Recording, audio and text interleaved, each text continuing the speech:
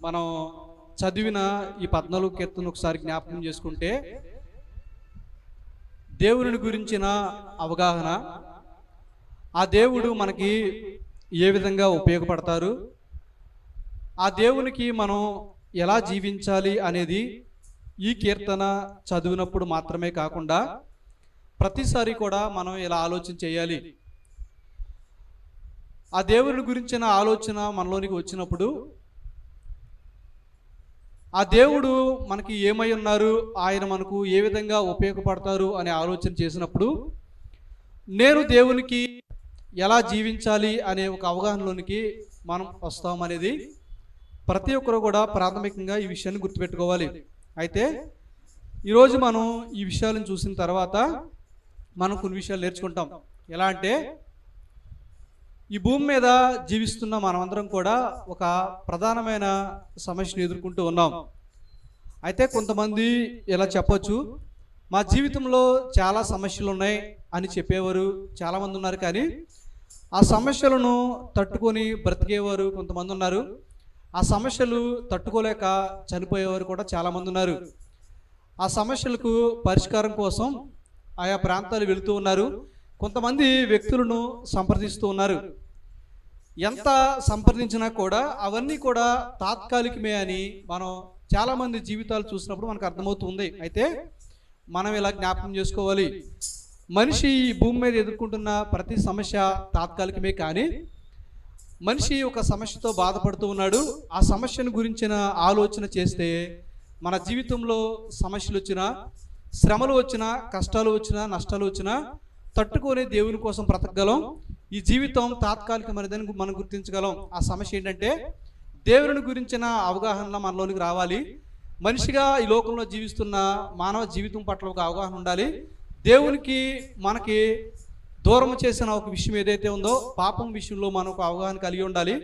ఆ పాపం నుంచి మనం దూరంగా ఉండాలని ఆయన మనకు అనుగ్రహించిన రక్షణ అనేది ఏదైతే ఉందో దానిని గురించిన ఒక అవగాహన మనలో ఉన్నప్పుడు మాత్రమే సమస్యలు వచ్చినా, శ్రమలు వచ్చినా, కష్టాలు వచ్చినా, నష్టాలు వచ్చినా మనం స్థిరంగా ఆయనలో జీవించగలం. ఎందుకో తెలుసా, ఇవన్నీ తాత్కాలికమని మనం అప్పుడు గుర్తించగలుగుతాం. అందుకనే ఈరోజు మన ముందున్న ప్రధానమైన సమస్య ఏంటంటే, దేవుడు ఉన్నాడు, ఆ దేవుడు ఎవరో మాకు తెలుసు అనేవారితో మన సమస్య కాదు. కానీ దేవుడు లేడు అనేవారితోనే మన సమస్య. దేవుడు ఉన్నాడు కానీ ఆయన ఎవరో మనకు తెలీదు అనే వారితోనే మన సమస్య. అయితే ఈ రాత్రి మనం వాటిని గురించిన కొన్ని విషయాలు విన్నప్పుడు మనం ఒక స్పష్టంగా కొన్ని విషయాలు నేర్చుకోవచ్చు. ఈ కీర్తనను మనం చూసినప్పుడు దేవుడు లేడని కొంతమంది అనుకుంటూ ఉన్నారంట. వారిని బైబిల్ ఏమని సెలవిస్తూ ఉందంటే, వారు బుద్ధిహీనులు, వారు చెడిపోయిన వారు, అసహ్య కార్యాలు చేయవారని దేవుని లేఖనాలు మనకు చెప్తూ ఉన్నాయి. ఈ మాటలు ఇక్కడ మాత్రమే కాదు కానీ కీర్తనలు 53వ కీర్తనలో కూడా మనం ఈ మాటలు చూస్తూ ఉంటాం. ఈ మాటలు మనం చూసినప్పుడు దేవుని గురించిన అవగాహన అనేది మన జీవితంలోకి వచ్చినప్పుడు మాత్రమే మనం ఖచ్చితంగా ఆయన నాకు ఏమై ఉన్నారు అనేది మనం జ్ఞాపకం చేసుకుంటాం. అందుకనే దేవుడు లేరు అని చెప్తున్న పరిస్థితులు మన ముందు కనబడుతూ ఉన్నప్పటికీ కూడా, ఒకవేళ మనుషులు వివేకం కలిగి నా వైపు తిరుగుతారేమో, నన్ను కనిపెట్టుకొని ప్రజలు జీవిస్తారేమోనని ఆయన మన విషయంలో ఇంకా ఎదురు చూస్తూ ఉన్నారు. అందుకనే ఈ రాత్రి ఆ యొక్క దేవుడు అనే మాట మీద మనకు ఒక అవగాహన ఉంటే ఖచ్చితంగా ఆయన ఏమై ఉన్నారు అనేది కూడా మన జీవితంలోనికి మనకి స్పష్టంగా అర్థమవుతూ ఉంటుంది. అయితే దేవుడు లేరు అని చెప్పేవారికి దేవుడు ఉన్నారు అని చెప్పడానికి చాలా ఆధారాలు ఉన్నాయి. ఇలాంటి ఆధారాలు గురించి వారు ఆలోచన చేయడానికి, ఇలాంటి ఆధారాలను వారు వెతకడానికి, ఇలాంటి ఆధారాల మీద వారు దృష్టి పెట్టడానికి ఇష్టపడట్లేదు. కానీ చాలా ఈజీగా, చాలా సులభంగా వారు చెప్పే మాట ఏంటంటే, దేవుడు లేరు. ఎందుకంటే కొంతమంది వివిధమైన ఆలోచనలు ఎందుకు లేరని చెప్తూ ఉన్నానంటే, నేను ఆయన చూడలేదు కాబట్టి దేవుడు లేరు, నాకు ఆయనతో పని లేదు, నేను నాకు అనుకూలంగా జీవించగలనని ఇలా చెప్పేవారు కూడా ఉన్నారు. అయితే ఒక స్పష్టంగా 3 మాటలు మనం చూసినప్పుడు ఖచ్చితంగా దేవుడు ఉన్నారు అని ఒప్పుకోవాలి. ఒకవేళ ఈ 3 మాటలు చూసిన తర్వాత కూడా దేవుడు లేరు అనే ఆలోచనలో ఎవరైనా ఉన్నట్లయితే అలాంటి వారు సత్యాన్ని వెతకడానికి ఇష్టపడనట్లే, సత్యాన్ని తెలుసుకోవడానికి ఇష్టపడని పరిస్థితుల్లో వారు ఉన్నారని మనం జ్ఞాపకం చేసుకోవాలి. ముందుగా దేవుడు ఉన్నారు అనడానికి ఒక ఆధారం ఏమిటంటే సృష్టిని చూసినప్పుడు మనం ఖచ్చితంగా ఒప్పుకోవాలి దేవుడు ఉన్నారని. ఈ విషయాలు పౌలు గారు చాలా మంచిగా ప్రస్తావిస్తూ వచ్చారు. అదేమిటంటే జగదోత్పత్తి మొదలుకొని ఆయన సృష్టించిన వస్తువులు ఏవైతే ఉన్నాయో వాటిని గురించి మనం ఆలోచన చేసినప్పుడు మనం ఇలా అనుకోవాలి, దేవుడు ఉన్నారు. ఎందుకంటే ఈ లోకంలో సృష్టింపబడిన వస్తువులకే ఒక క్రియేటర్ ఉన్నప్పుడు, వాటిని తయారు చేసిన ఒక వ్యక్తి ఉన్నప్పుడు, ఈ సృష్టి అంతటిని కూడా మనం చూసినప్పుడు ఈ సృష్టికి సృష్టికర్త కూడా ఉన్నారు అని ఆయన మనకి గుర్తు చేస్తూ ఉన్నారు. అందుకనే వీటిని గురించిన అవగాహన కొంతమందిలో లేక సృష్టికర్తను కాకుండా సృష్టిని పూజిస్తూ సత్యాన్ని కాకుండా అసత్యాన్ని ప్రేమిస్తూ ఉన్నారని పౌలు గారు ఇలా చెప్తూ వచ్చారు. దావీదు గారినే మనం అడిగితే ఆయన చెప్తూ ఉంటారంటే ఆకాశములు అంతరిక్షములు ఆయన మహిమను వివరిస్తూ ఉన్నాయి అని ఆయన చెప్తూ ఉన్నారు. యోబు గారిని మనం ప్రశ్నిస్తే కనుక దేవుడు ఉన్నాడు అనడానికి మీ దగ్గర ఉన్న ఆధారాలు ఏంటి అని మనం ఒకవేళ యోబు గారిని అడిగితే ఆయన మాటలేంటో తెలుసా? సృష్టిలో కనబడుతున్న జంతువులని మనం విచారిస్తే, భూమిని విచారిస్తే, సముద్రంలో ఉన్న చేపలను విచారిస్తే ఖచ్చితంగా దేవుడు వాటిని కలుగు చేశారు అని ఎవరైనా ఒప్పుకోవాల్సిందే అని యోబు గారు చెప్తూ ఉన్నారు. ఈ చెప్పిన ముగ్గురు వ్యక్తులు కూడా ఒక తక్కువ స్థాయిలో ఉన్న వ్యక్తులు అయితే కాదు, చాలా ధనవంతులుగా ఉన్నారు, ఎన్నో అధికారాలు కలిగిన వాళ్ళు, ఎంతో భయభక్తులు కలిగిన వారు, ఎంతో పేరు ప్రఖ్యాతలు కలిగిన వారు. వీరు ముగ్గురు చెప్పేది ఒకటే, సృష్టిలో మనకి కనబడుతున్న ప్రతి దానిని గురించి కూడా మనం ఆలోచన చేసినప్పుడు ఖచ్చితంగా ఒప్పుకోవాలి, దేవుడు ఉన్నారు. సృష్టికి కారకం ఆయనే, సృష్టిని సృష్టించింది ఆయనే అని ఆయన చెప్తూ ఉన్నారు. ఇది మొదటిగా. రెండవ ఉదాహరణ మనం చూసినప్పుడు మనలో ఉన్న మనసాక్షి అనేది ఏదైతే ఉందో ఇది ఖచ్చితంగా చెప్పుద్ది దేవుడు ఉన్నాడని. అందుకనే పౌలు గారు అంటారు, ఆయా మహాసభల యొద్దకు ఆయనను ఈడ్చుకొని పోయినప్పుడు ఆయన ఇలా అంటారు, నేటికి నేను మనసాక్షి కలిగి జీవిస్తూ ఉన్నాను అన్నప్పుడు ఒక వ్యక్తి అంటాడు, పౌలుని నోటి మీద కొట్టండి అంటే పౌలు గారు అనే మాట ఏంటి తెలుసా? నువ్వు సున్నం కొట్టిన సమాధివి అని చెప్తూ ఉన్నారు. ఆయన ఈ మాటలు చెప్పినప్పుడు మనం గుర్తుపెట్టుకోవాలి, మనలో ఉన్న మనసాక్షి ఖచ్చితంగా చెప్పుద్ది ఇది మంచి, ఇది చెడు, ఇది న్యాయము, ఇది అన్యాయం అని. మనలో ఉన్న మనసాక్షి ఆయన మనలో పెట్టిన కారణాన్ని బట్టి ఈ మనసాక్షి మనకు చెప్తూ ఉంటుంది. అందుకనే పౌలు గారు మరొక చోట ఇలా అంటారు, ఒకప్పుడు దేవుని గురించిన అవగాహన నా జీవితంలో లేనప్పుడు నా మనసాక్షి ఏం చెప్పిందో తెలుసా? క్రైస్తవ్యాన్ని హింసించాలి, క్రైస్తవ్యాన్ని పాడు చేయాలని చెప్పినప్పుడు అదే నిజమనుకుని నేను జీవించాను. కానీ ఎప్పుడైతే ప్రభు స్వరాన్ని నేను విన్నానో నా మనసాక్షి ఏం చెప్పిందో తెలుసా? ఇది మంచిది కాదు, నిజాన్ని నిజంగా చూపించింది, అబద్ధాన్ని అబద్ధంగా చూపించింది అని పౌలు గారు చెప్తూ ఉన్నారు.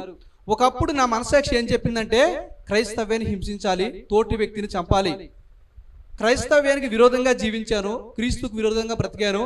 అంత మాత్రమే కాకుండా అలా జీవించాను కూడా ప్రధాన యాజకుల వలన అధికారం పొంది అనేకులను చంపడానికి సమ్మతించిన వ్యక్తిని ఈరోజు ప్రభు కోసం బ్రతుకుతూ ఉన్నాను.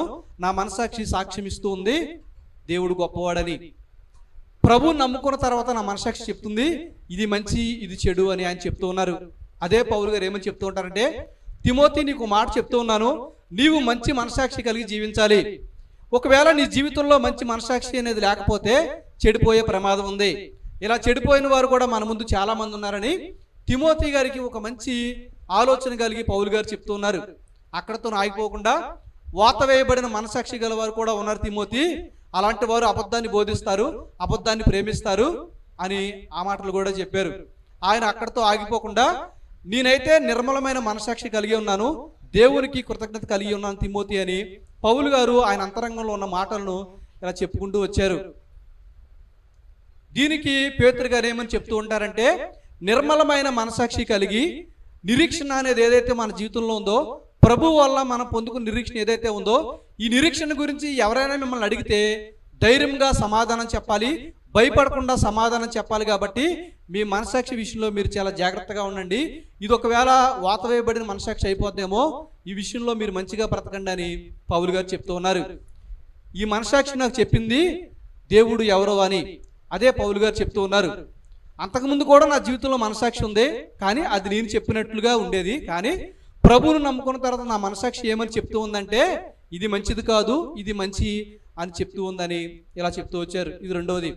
మూడవదిగా మనం చూస్తే ఆయన ప్రతి విషయాన్ని కూడా చాలా క్షుణ్ణంగా చెప్తూ కొంతమంది వ్యక్తుల జీవితాలను చూసినప్పుడు వారి వ్యక్తిగత అనుభవాలు ఏవైతే ఉన్నాయో, అనగా వాక్యము ద్వారా వారి జీవితాలు మార్పు చెందిన సందర్భాలు ఏవైతే ఉన్నాయో వాటిని బట్టి చెప్పొచ్చు దేవుడు ఉన్నారని. మొదటిగా మనం ఏం చూసామంటే ప్రకృతిని బట్టి లేదా సృష్టిని బట్టి చూసాం. రెండవది మన జీవితంలో ఉన్న మనసాక్షిని బట్టి దేవుడు ఉన్నారు అని చూసాం. మూడవదిగా ఈ మాటలు మనం గుర్తు చేసుకున్న తర్వాత వాక్యము ద్వారా కొంతమంది వ్యక్తులు వారి జీవితంలో నుంచి ఈ మాటలు చెప్తూ ఉన్నారు. యోబు గారు ఇలా చెప్తూ ఉన్నారు, ఒకప్పుడు తెలియకయే దేవుడు లేడు, దేవుని గురించి ఇష్టానుసారంగా మాట్లాడిన వ్యక్తిని, కానీ ఒక స్థాయికి వచ్చేసరికి యోబు గారు చెప్పేది ఏంటంటే దేవుడు సమస్తాన్ని చేయగలడు, ఆయనకు అసాధ్యమైనది ఏది లేదు అని చెప్పి దేవుని దగ్గరికి వచ్చి, అయ్యా దయచేసి నా మాటలు ఆలకించండి, మీరు ఉన్నారు అని ఆయన ఒప్పుకుంటూ ఉన్నారు. ఒకప్పుడు దేవుడు లేడని ఒప్పుకున్న నేనే దేవుడు ఉన్నాడని ఒప్పుకొని ఒక నిర్ణయానికి వచ్చాను. నన్ను నేను అసహించుకొని బూడిదలో కూర్చొని మీకు ప్రార్థన చేస్తూ ఉన్నాను, పశ్చాత్తాపడుతూ ఉన్నానని చెప్తూ ఉన్నారు. బూడిదలో కూర్చున్నారంటే ఆయన దగ్గర ఏదో ఆస్తులు లేవని కాదు, కానీ ఆయనకి ఏదో తక్కువైందని కాదు, కానీ దేవుని గురించిన అవగాహన ఆయన జీవితంలో లేనప్పుడు ఇష్టానుసారంగా మాట్లాడారు. ఎప్పుడైతే దేవుని గురించిన ఆలోచన తన జీవితంలో కలిగిందో ఆయన చెప్పే మాటలు ఏంటంటే దేవుడు ఉన్నాడు అని ఆయన ఒక నిర్ణయానికి వచ్చారు. నేను ఆయన గురించిన మాటలు విన్నాను, ఇప్పుడు ఆయన చూస్తూ ఉన్నాను అని యోబు గారు సాక్ష్యం ఇస్తూ ఉన్నారు. రెండవదిగా తోమా గారి జీవితాన్ని చూస్తే యేసుక్రీస్తు ప్రభువారు 12 మంది శిష్యుల్లో ఆయన కూడా ఒకరే. ఈ తోమా గారు యేసుక్రీస్తు ప్రభువారు చనిపోయి తిరిగి లేచిన తర్వాత ఆయన శిష్యుల దగ్గరికి వచ్చినప్పుడు ఈ తోమా గారు అక్కడ లేరు.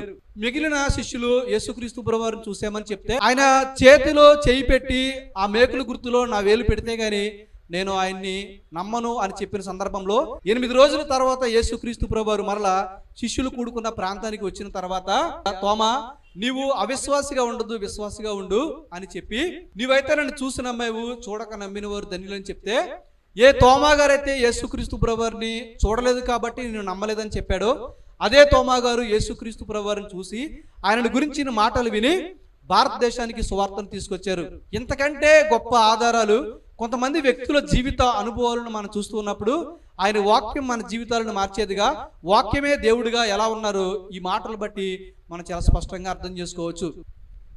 అనుమానస్తుడైన తోమా గారు అక్కడితో ఆగిపోకుండా ఆయన గురించిన మాటలు విని ఆయన నాకు ఏమై ఉన్నారు అనేది గుర్తుపెట్టుకొని నేను ఆయనకి ఎలా జీవించాలి అనేది ఆయన ఒక నిర్ణయానికి వచ్చారు. పౌలు గారి జీవితాన్ని మనం చూసుకుంటే ప్రభు ఆయనను స్వరం ద్వారా దర్శించినప్పుడు ఆయన కూడా ఆ వెలుగుని చూసి ఆ స్వరాన్ని విని దేవుని గురించిన ప్రాథమిక సమాచారాన్ని తెలుసుకొని నేను దేవునికి ఏమై ఉండాలి అనేది ఆయన ఒక అవగాహనకు వచ్చి ఎంతో మందికి దేవుని సువార్తను తెలియజేసి ఎంతో మంది జీవితాలను ప్రభు వైపుకు తిప్పి దేవుడు ఉన్నాడు అని నిరూపించాడు ఈ పౌలు గారు. సృష్టిని చూస్తే మనకు అర్థమవుతూ ఉంది దేవుడు ఉన్నారని, మన మనసాక్షి మనకు చెప్తూ ఉంది దేవుడు ఉన్నారని, చరిత్రలో కొంతమంది వ్యక్తుల జీవితాలను చూసినప్పుడు మనకు అర్థమవుతూ ఉంది దేవుడు ఉన్నారు అనేది. అయితే దేవుడు ఉన్నారు అనే ఒక అవగాహన నాలోనికి వచ్చింది. ఆ దేవుడు నాకు ఏ విధంగా ఉపయోగపడతారు అని మనం ఆలోచన చేస్తే ఆయన మనకు ఆశ్రయంగా ఉండడానికి ఇష్టపడుతూ ఉన్నారు, మనకి రక్షణ ఇవ్వడానికి ఇష్టపడుతూ ఉన్నారు, మనకి ఆయన సంతోషాన్ని ఇవ్వడానికి ఇష్టపడుతూ ఉన్నారు. అయితే నేను దానికి ప్రతిస్పందనగా ఏం చెయ్యాలి అని మనం ఒకవేళ ఆలోచన చేస్తే ఆయన ఉన్నాడు అని మనం నమ్మాలి. నమ్మి మనం ఆయనను ఆశ్రయించినట్లయితే ఆయన మనకు రక్షణ ఇవ్వగలరు, మన జీవితంలో నిజమైన ఆనందాన్ని మనం చూడగలం. అప్పుడు మాత్రమే దేవుని గురించిన ఒక అవగాహన మనలోనికి వచ్చింది అనడానికి ఒక గొప్ప ఆధారము. అందుకనే దేవుని గురించిన అవగాహన ఖచ్చితంగా మనలోని ఉండాలి. ఆయన నీకు ఏమై ఉన్నారు అనేది మనం గుర్తుపట్టుకోవాలి. దానిని బట్టి నేను ఆయనకి ఎలా జీవించాలి అనేది మనం ఖచ్చితంగా జ్ఞాపకం చేసుకోవాలి. అయినా పర్వాలేదు, ఇప్పటికైనా సరే నరులు ఆశ కలిగి నన్ను వెతుకుతారేమో అని ఆయన చూస్తూ ఉన్నారు. నన్ను వెతికితే నన్ను కనుగొంటారు, నా గురించి విచారణ చేస్తే నేను వారికి కనుపరుచుకుంటాను అని ఆయన చెప్తూ ఉన్నారు. ఇలాంటి ఎన్నో విషయాలు మన ముందు కనబడుతూ ఉన్నప్పటికీ కూడా కొంతమంది మాట్లాడుతూ ఉన్నారు బుద్ధిహీనంగా, దేవుడు లేరు. దేవుడు ఉన్నాడు అనడానికి మన ముందు ఎన్నో ఆధారాలు ఉన్నాయి, కానీ దేవుడు లేరు అనడానికి వారి ముందు ఉన్న ఆధారాలు చాలా తక్కువే. ఎందుకో తెలుసా? నాకు కనబడలేదు కాబట్టి దేవుడు లేడు అంటే, కనబడకపోతే దేవుడు లేడని చెప్పేసే మనుషులు మన ముందు కనబడుతూ ఉన్నారు. కానీ ఈ సృష్టిని మనం చూసినప్పుడు సృష్టిని సృష్టించిన సృష్టికర్త ఒక ఆయన ఉన్నారు అనేది మనం ఖచ్చితంగా గుర్తుపెట్టుకోవాలి. ఇలా ఎంతో మంది వ్యక్తులు వారి జీవితంలో ఈ విషయాలను గుర్తుపెట్టుకొని దేవుని దగ్గర నుంచి ఎన్నో అనుభవాలు వారు పొందుకొని, ఎన్నో మేలులు వారు పొందుకొని ఎంతోమంది జీవితాలను ప్రభావితం చేశారు. వారి జీవితాలు కూడా ప్రభువులు కొనసాగినట్లుగా కూడా మనం చూస్తున్నాం. కాబట్టి దేవుడు లేడు అనే అవగాహనలో ఎవరైనా ఉన్నట్లయితే ఆయన ఉన్నాడు, మనకు ఆశ్రయంగా ఉన్నారు, మనకు రక్షణ ఇవ్వడానికి ఆయన ఈ లోకానికి వచ్చారు, మనకు సంతోషాన్ని ఇవ్వడానికి ఆయన ఈ లోకానికి వచ్చారని మనం గుర్తుపెట్టుకుని ముందుకు వెళ్ళిపోదాం.